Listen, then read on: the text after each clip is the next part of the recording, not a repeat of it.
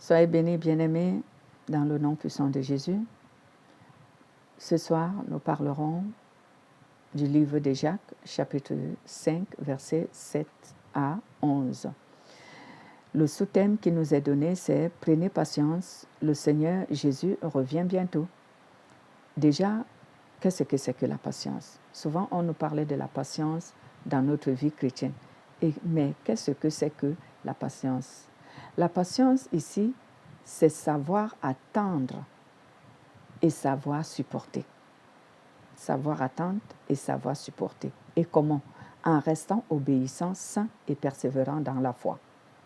Jacques nous exhorte donc sur son livre et ce chapitre de savoir supporter et attendre l'avènement de notre Seigneur Jésus-Christ en restant obéissant, en restant saint et persévérant dans la foi.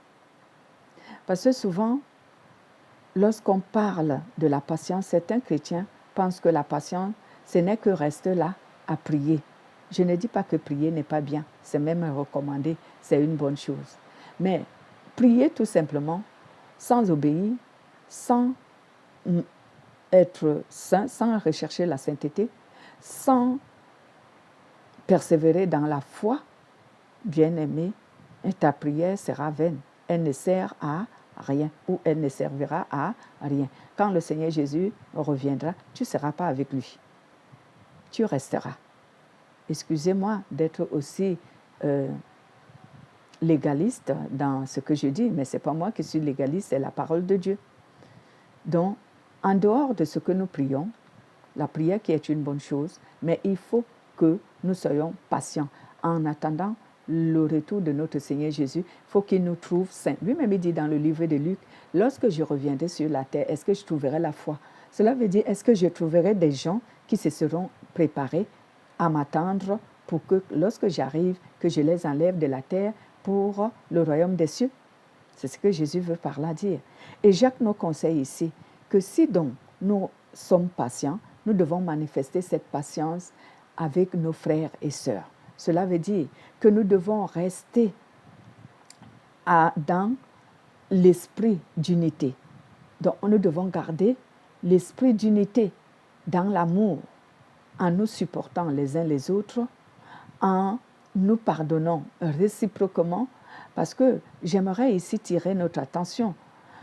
Lorsque nous sommes entre frères, cela ne veut pas dire qu'il ne peut pas y avoir des problèmes entre nous. Cela veut dire des incompréhensions. Il peut toujours avoir des incompréhensions entre nous. Mais ces incompréhensions doivent vraiment avoir une solution parce que nous, on n'est pas des personnes ordinaires comme ceux du monde. On est des enfants de Dieu. Donc, on a le Saint-Esprit au milieu de nous qui peut nous conseiller et nous exhorter comment est-ce que ramener la paix au milieu de nous. Et on doit arrêter de penser que parce que nous sommes chrétiens, donc nos frères ou nos sœurs ne peuvent pas nous offenser. En dehors de ceux qui sont chrétiens, ils sont aussi des humains. Ce ne sont pas des personnes qui sont extraordinaires comme l'était notre Seigneur Jésus. C'est lui que, étant un être humain, il n'a jamais péché.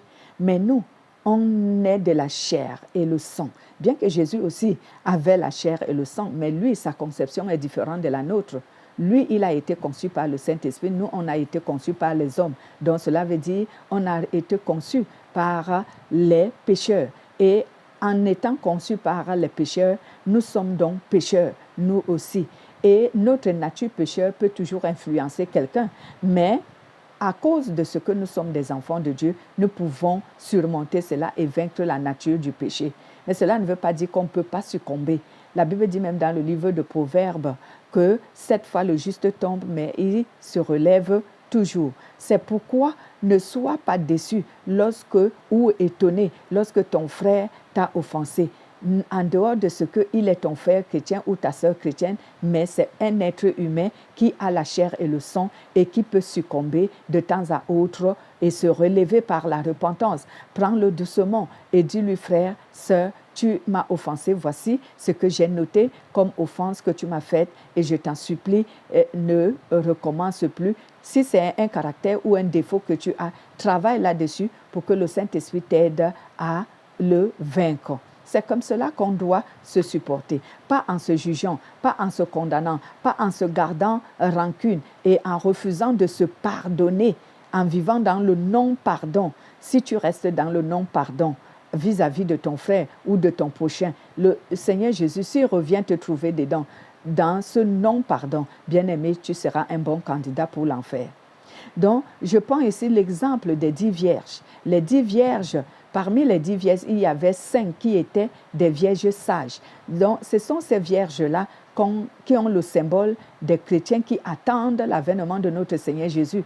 Ils veillent sur leur cœur, de ce que leur cœur n'entretienne pas le péché. Ils veillent sur leur âme, pour que leur âme ne les dicte pas la conduite à suivre, parce que n'oubliez pas que c'est l'âme qui a les émotions et qui dicte la conduite aux humains. Et quelquefois, cette conduite n'est pas bien, ce caractère n'est pas bien. Mais on doit laisser le Saint-Esprit avoir le dessus sur nous. C'est pourquoi on appelle les vierges sages avaient des lampes et dans ces lampes, il y avait de l'huile. Le Saint-Esprit qui œuvre en nous donnant la sainteté, en nous aidant à obéir et en nous aidant à persévérer dans la foi. Cela veut dire en faisant confiance à Jésus. Même si il y a 2000 ans, il n'est pas encore arrivé, mais il va arriver parce qu'il a promis, il ne manque pas. Lorsque Dieu dit « je viendrai », il viendra parce que le Seigneur ne manque pas. C'est pourquoi toi et moi, on doit donc rester patient. On doit rester patient en aimant nos semblables de la même manière que Dieu aime les humains. Nous devons continuer à aimer, mais en supportant. Ne crois pas que supporter, c'est seulement prier. La prière n'est pas une mauvaise chose, c'est une bonne chose. Mais si tu aimes Dieu et que si tu attends, autant pour moi, si tu attends l'avènement de notre Seigneur Jésus et tu demeures tout simplement dans la prière sans travailler sur ton comportement, ton caractère, tes habitudes, bien aimé, tu ne verras pas Jésus quand il viendra. Tu ne sauras même pas qu'il est arrivé. Tu entendras les rumeurs que les gens ont été enlevés de la terre, mais toi, tu ne seras pas parmi.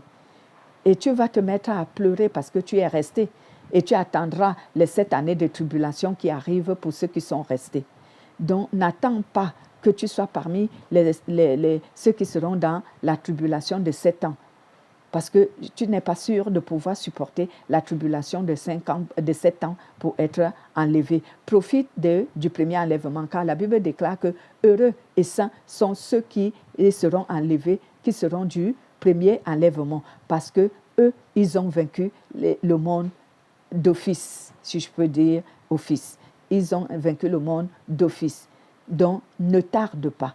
Si tu écoutes cette parole, bien-aimé, je t'en supplie dans le nom de Jésus-Christ. Conforme-toi à la volonté de Dieu. Apprends à être patient. Le Saint-Esprit est disposé pour toi. Implore-le de t'aider à devenir patient et de la patience dont j'ai défini ici.